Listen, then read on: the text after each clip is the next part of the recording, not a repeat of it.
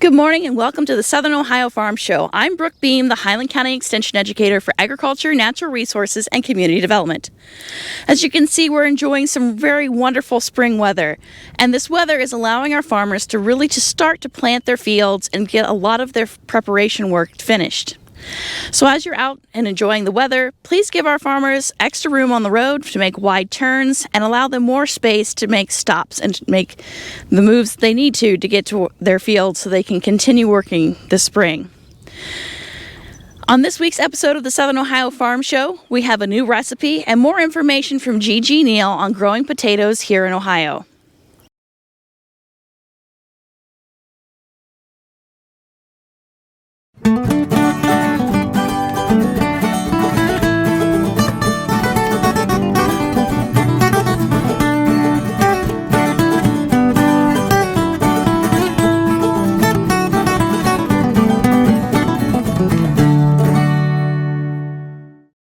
Welcome to the Southern Ohio Farm Show. This is Gigi Neal of OSU Extension in Claremont County, Agricultural and Natural Resources Educator. I'm James Morris, the Agricultural and Natural Resources and Community Development Educator for the Ohio State University Extension in Brown County.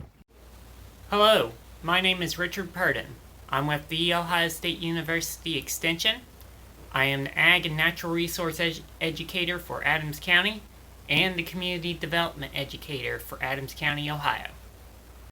And I'm Brooke Beam, the Ohio State University Extension Educator for Agriculture, Natural Resources, and Community Development in Highland County. And we will be your hosts for the Southern Ohio Farm Show. Hi, I'm Pat Brinkman with Ohio State University Extension in Fayette County. And welcome to this little tip. We're going to do apple nachos today. And apple nachos are easy, quick, fruit treat or dessert, and any age.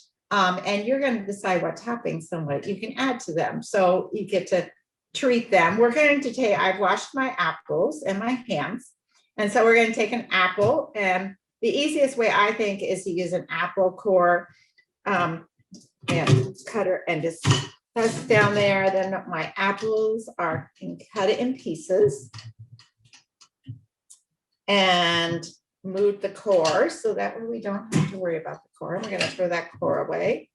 I like to cut these pieces then in half because that way you get a little bit more goodies on your apples when you do them. So I cut them in half.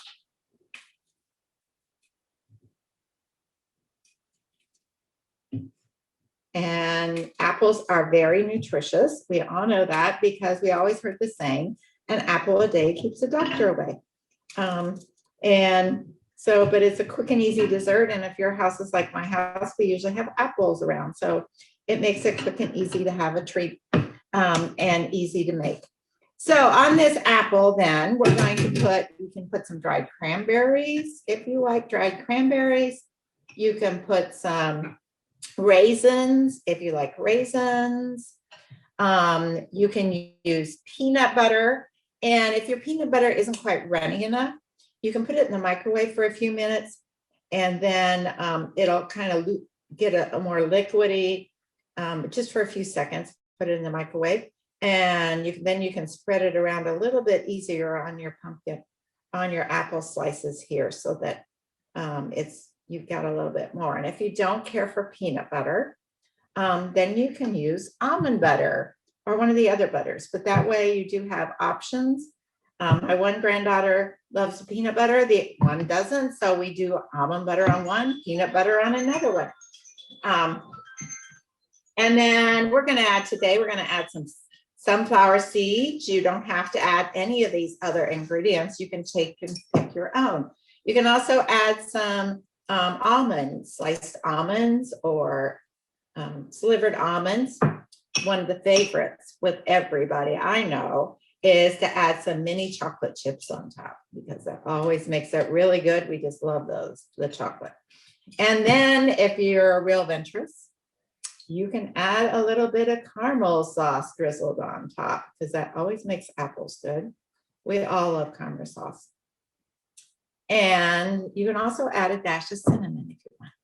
So easy to do, quick, always seem to have the ingredients on hand. So have fun, eat up apple nachos. Enjoy. Next, we have Gigi Neal with more information on how to grow potatoes. And Gigi, what can you tell us to help make our potato crop a success this year? I jumped ahead of myself here. Keep hilling and watering as we go. And then once the green shoots emerge, hill soil, continue to hill it up as it grows. So here's an example.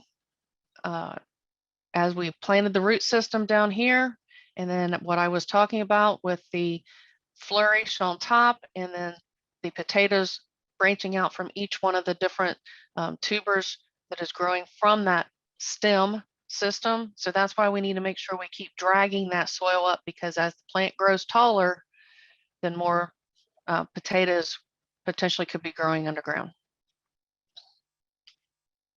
Now, if we wanted to grow a potato in a bucket, you can do that. You can take, I've even seen where people take old tires and stack them up. And they put a layer of soil in the bottom, and then you put your potato in the second tire, and then you just keep adding to it and stacking them up and adding more soil as the plant grows. Same thing with your container potatoes. So you want to put a little bit of soil in the bottom. Then you want to put your seed potatoes in a 14-inch pot. And I'm using that because that's what this diagram is based off of, is a 14-inch diameter pot. And you can put roughly 4 seed potatoes in there. So it's crowded, but you can make it work. So you want to put 2 to 3 or 3 to 4 potatoes in there, or as many, no more than that. But if you only put 1 in there, you can do that too. And you put a little layer of soil in, put your seed potato in, and then cover it up with that 3 inches. Then as you see it growing in the second picture, you just keep adding more soil until it eventually is growing out of the pot. And then the nice thing is when we go to harvest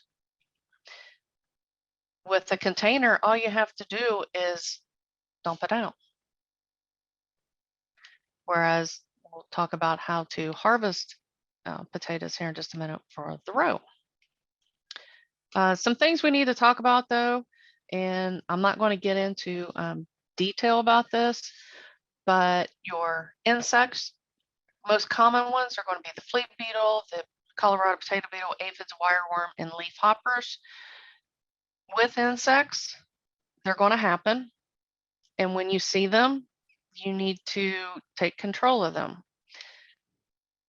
It's best to, and even with our other diseases we're going to talk about in a second, prevention is the best method for any of them. Once you see the insect, it's more difficult to get rid of. But if you prevent it ahead of time, then it's easier to control. Diseases, though, when we're talking about fungus, once a plant gets a type of fungus, it's very, very difficult to get rid of it. So once again, prevention is the best medicine. So you want to prevent it. And there are some times when our plants get fungal type diseases or soil-borne diseases, and there's nothing we can do for it. Once they've got it, they've got it. So preventing it, making sure that you've got the right environment, you've got the right airflow, and you have used neem oils and sulfurs and things like that to help control those diseases ahead of time, and you are preventing them from getting those types of funguses. You have also chosen the right soil. You have rotated your crops, because you want to rotate your crop families for the best prevention of diseases and insects also. So making sure you're doing crop rotation, and yes, vegetable crops have to be rotated. You can't plant the same thing in the same spot of your garden every single year. If you're using a container, you don't want to use the same container each year for the same crop either. You want to clean those out. You want to sanitize them. You want to use a different type of soil. I had a local garden center. They have been growing tomato plants they've been in this garden center business for 50 years. Why I had to tell them this, I don't know last year, but I said, you have a soil-borne disease in your potted tomatoes. It wasn't their seed pot tomato, the 6-packs. It was the ones they were potting and growing for customers to come by. Those were the ones that were dying off. I said, did you use the same soil last year?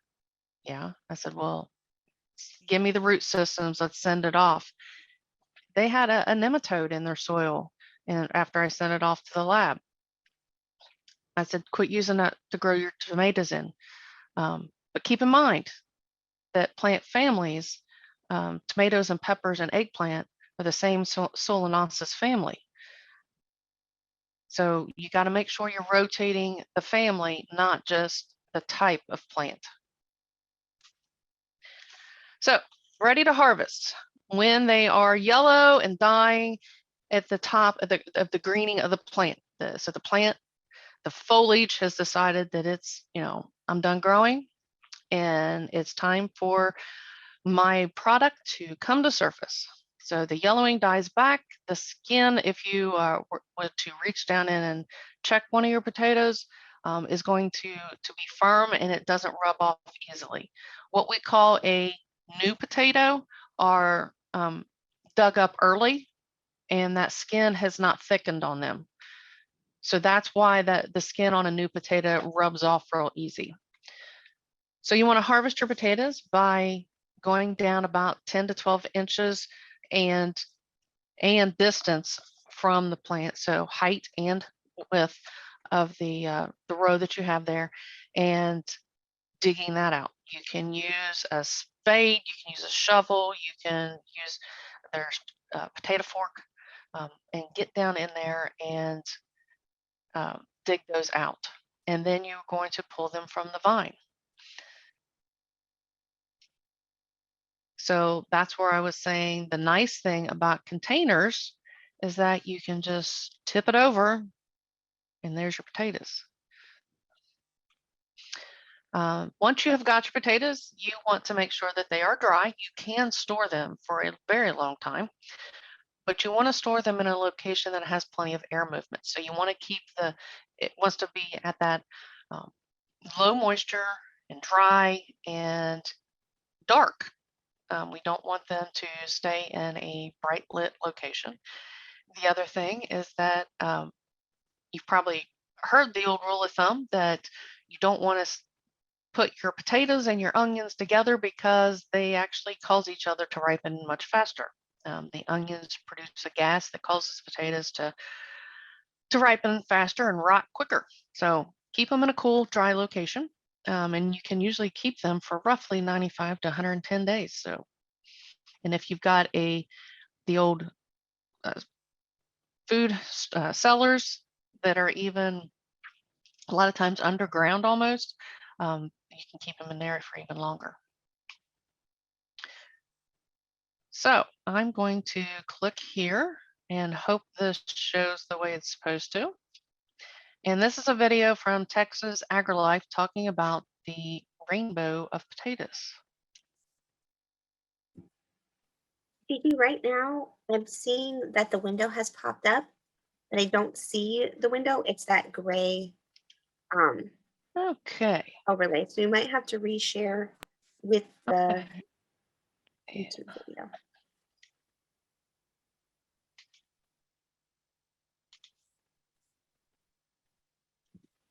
Now do you see it? Varieties Yes. that are adapted specifically to Texas environmental conditions. However, some of our varieties are widely adapted across the U.S. In fact, 3 of them now collectively represent the 5th largest number of acres that are certified for seed in the U.S. So we've released some successful varieties and we're developing more all the time. We're always interested in new and improved red varieties and improved russet varieties, but there are some other types that have become more interesting lately. For one is small potatoes, such as you see right here. There's a company called Tasteful Selections that we're working with and developing improved varieties of potatoes that have heavy set of small potatoes. One of the reasons for the popularity of this is, but with both spouses working, the amount of time required to prepare potatoes becomes an issue with some people. With the small potatoes, they can be microwaved very fast and be on the table in a hurry. In addition, they're quite tasty as well. So it's not only the smalls. We're looking at reds with yellow flesh and white flesh with purples and different colors. In addition, potato consumption in the U.S.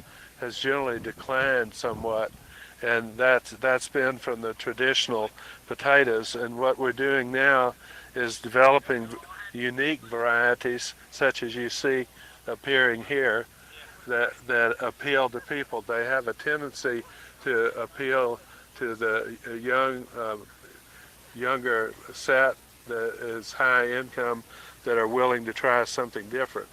And this has contributed to somewhat of an increase in consumption of this type over the russets. The russets are still the standard, and as are the reds. But these specialty potatoes, this particular one has the red flesh with splashes of yellow, and it's yellow fleshed as well. So specialty, these are referred to as sometimes as gourmet or specialty potatoes, and that's receiving more and more emphasis. We're going to be releasing a new russet variety here this year that looks to be very successful. With the tubers that I'm displaying here are different selections that we've made, and these two in this hand are yellow fleshed, and they have compounds contained in them that are health producing, antioxidants. So in addition to having a unique appearance, which some of the young millenniums seem to like, they also are healthier potatoes to eat.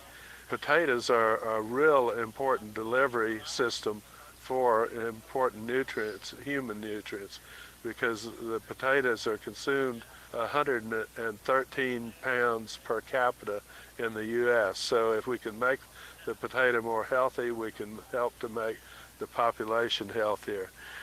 This is a purple flesh, as you can see, and purple skin with yellow flesh, and that appeals to some people as well. So in this case, we have a red skin with a yellow flesh.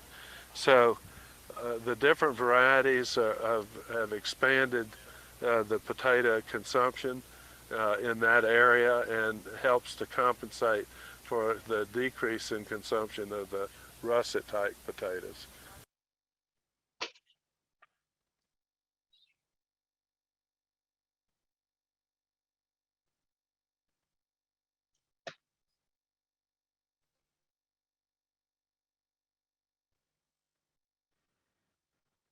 Welcome everybody to our virtual Day in the Woods program on native trees and shrubs for wildlife.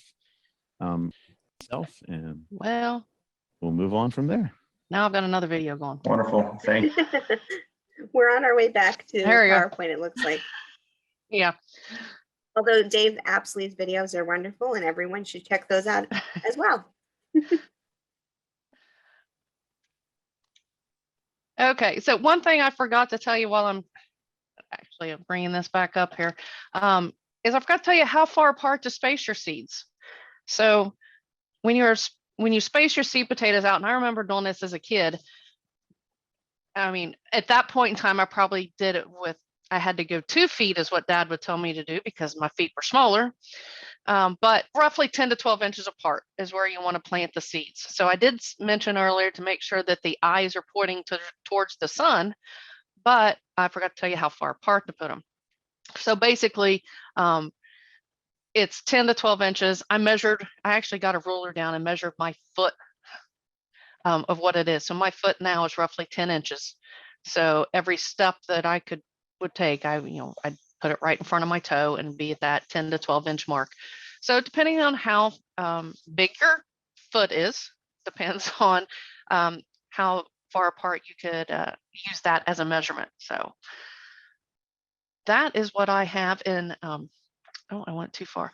The gentleman from Texas AgriLife was talking about nutrition with our potatoes, and potatoes are one of the most versatile food products that we can have, and they are very nutritious.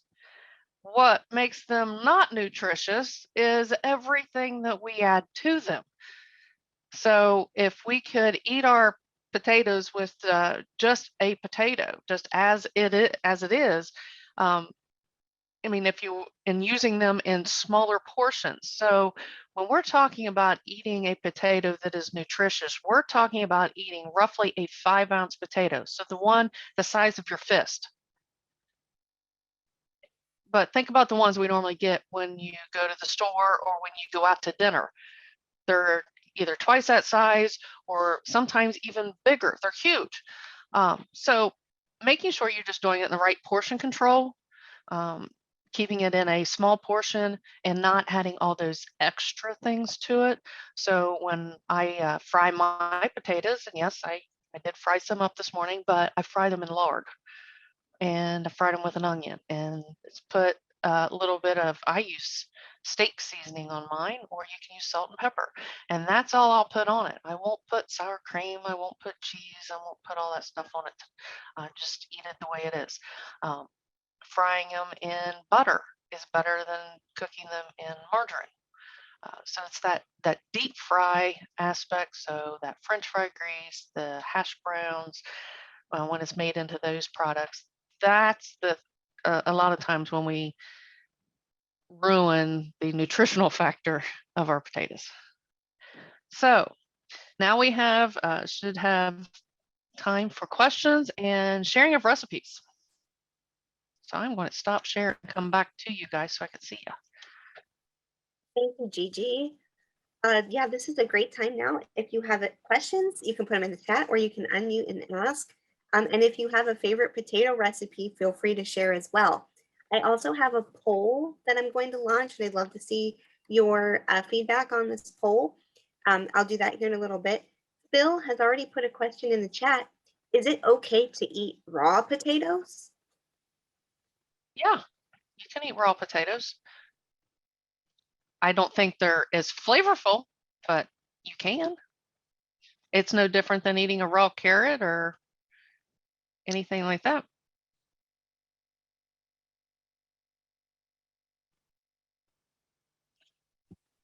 I have just launched the poll for our audience.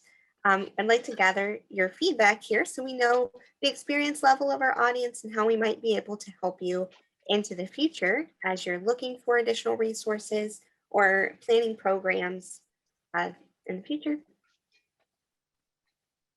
Karen asks, how many seed pieces should be planted in each hill? So you put one seed piece, and then that's what I was saying. You plant your one seed piece and then go 10 to 12 inches and plant another one. So if you've got a 100-foot row, is what we were talking about earlier, you're going to have, and we needed roughly 15 pounds to make that 100-foot row. So you start at your beginning, and then every foot you're going to put a seed potato. So then 100-foot row every 10 inches. I'm not doing the math quickly this morning, sorry. One seed every 10 to 12 inches. And I don't know if you guys fixed breakfast this morning, but I did. Got my fried taters waiting for me for when I'm finished. I was going to say one of my favorite ways to cook potatoes is to use red potatoes and do potatoes O'Brien, which is what we always called it. I used to work in a bakery at a grocery store where we'd do hot dishes for lunch, and potatoes O'Brien was always a favorite. It was just red potatoes with peppers, onions, and some type of a smoked sausage, kielbasa, cut into chunks and all just fried in the same pan. Made a nice little sauce with the the water from the peppers, add a little bit of butter to it to keep it from sticking to the pan. And that was always popular and just so easy. I also like to do that with leftover ham. But I do have to add a little extra moisture to the pan, but we really like potatoes O'Brien. Can you plant the Dwayne? peelings under lawn grass? Neighbor always did that and had great luck. You talking about the peelings from your food grade potatoes or ones from seed potatoes? Because the peelings from your food grade potatoes, I mean, yes, you might get plants from it, but they're probably not going to be as strong and sturdy of plants. But your ones from your food grade, and the fact that it's the skin, I think is going to, I mean, great for him that he had good luck, but I'm just thinking that you need that, you got to have that golf ball size. You got to have some meat, so to speak, to your seed potato to be able to have, because that's allowing some nutrients for that plant to go ahead and kickstart and get going, and then it's drawing from the nutrient of itself before it gets its root system out into the soil to be able to pull nutrients from there. We have another question about composting. Can you compost potato peelings? Yes. Yes, you can use potato peelings in your compost. Just as long as it doesn't have all that butter and grease on them, because you don't want to put that into your compost pile. I hope that you could get the gist from the poll. That we hope that you learned something really helpful today. And if you have questions about growing your potatoes in the garden this year, we hope you'll contact us at Extension. We'd love to help you, whether that's with scouting for diseases or pests, or making sure your area is prepped right. If you run into an issue, we're here to help, and this is our job, is to help you, not to sell you plants or other garden products or pesticides or herbicides. We genuinely want you to get a good potato harvest. No other underlying motives here. So feel free to contact us. Everything that we give you advice on will be research-based.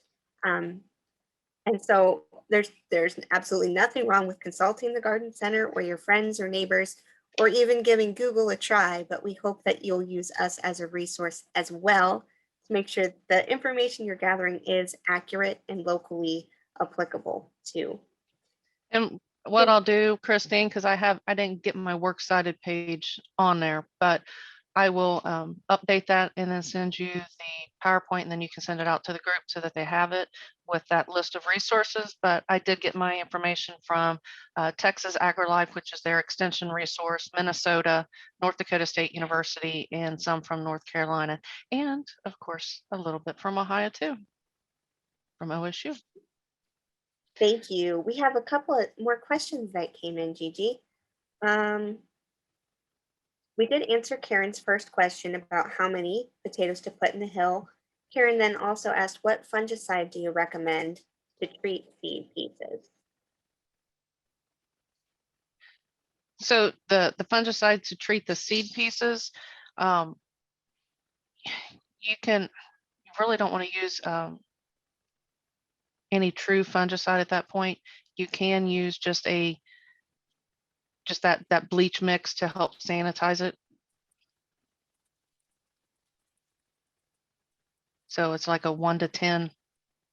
You can either spray it or dip them quickly, but then lay them out to dry. So yeah, 1 seed piece per hill. But remember, your hill could be 10 foot long. So within that 10-foot length, you're going to plant 1 seed, go 10 inches further down, plant another one, 10 inches further down and plant another one. In a container, though, you could plant them a little closer together. So as I said, in a 14-inch container, you only want to put a maximum of 4. Of course, the bigger your container, you could put more.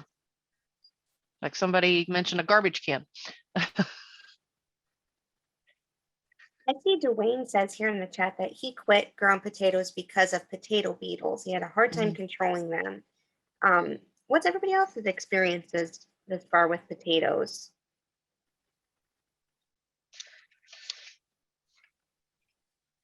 I personally haven't really grown potatoes at home just because knowing that my soil's conditions were not really conducive for tubers to thrive. I've just avoided them and just bought them. You know, potatoes aren't very expensive. They're usually good quality, and we do have local farmers market vendors who will sell potatoes. So we've had the ability to choose from multiple sources that were easier than growing them at home, just because of that soil texture issue is a limiting factor at our house. It's a limiting factor here too. I think we have about the same Appalachian lovely soil. Yeah, and then Phil says the soil is too hard later in the season. It's hard to dig up your harvest later. Celeste says she's used a tractor tire before. Yeah, I've seen where people have taken tires and stacked them. And so as the plant is growing, they just keep stacking and adding more soil. And then when it's all said and done, they kick them over. And then you can easily get your potatoes. Gigi, do you have any recommendations for after harvest for the home gardener to store their potatoes? Well, that's what I was talking about in the towards the end, is that you want to make sure you're putting it in a cool, dry, dark location. So some place that doesn't have a lot of humidity to it, whether it's a utility room, if you've got a basement, you could put it down into. So you really want to grow what you can store. So think about that too, or what you're going to use. You don't want to grow too much that you don't have a use for the product. But remember, there's preserving them too. So you could talk to your FCS educator and figure out a safe canning method for your potatoes too.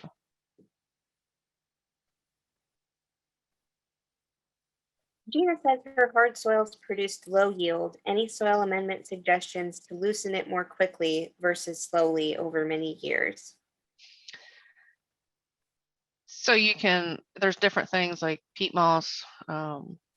I wish I could think of what the name of the soil amendment is. It looks like little itty bitty wood chips. But it's a soil amendment, and it helps to loosen your soil particles up. So I got some for our demonstration garden at the extension office a couple of years ago because it was hard as a rock. But it's very fine, almost wood chip like shavings that's used as a soil amendment. I mean, when I say tiny, I'm talking just little bitty shavings, quarter inch or so. I would definitely less. Caution people about, a lot of people have probably heard that you could add sand to clay textured that'll harden soils. it up. It's almost like mixing concrete. Yeah. Yeah. So you need the addition of organic matter, something that's going to degrade over time. It's true that sand has the best infiltration rate, but when it binds to the other particles in the soil, you just wind up with an extremely hard to work with situation, probably worse than what you had in the beginning. So sand is not the fix in that case. Definitely want something with organic qualities to it, and then you can reevaluate year to year on how much you need to add as it degrades. So you can, if you've got local horse farms or places like that where you can go out and get some organic matter from them that has been set in a pile and naturally decomposing for a period of time, do that. You don't want to necessarily put in anything that is fresh, because that will it's not as good, won't help break down. It's still going to take a long time to break down. So you want to get something that's already in the process of breaking down and has went through a so-called fermentation process.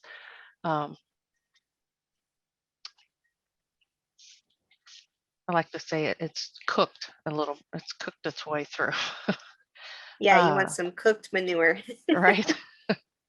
But you could add that in also, and that will help too. But you also want to pay attention that you don't put that in consistently and all the time. And you do a soil sample to check, because if you put in too much manure compost, you can raise your phosphorus levels too high, and that will cause problems with any of the vegetables that you're trying to grow.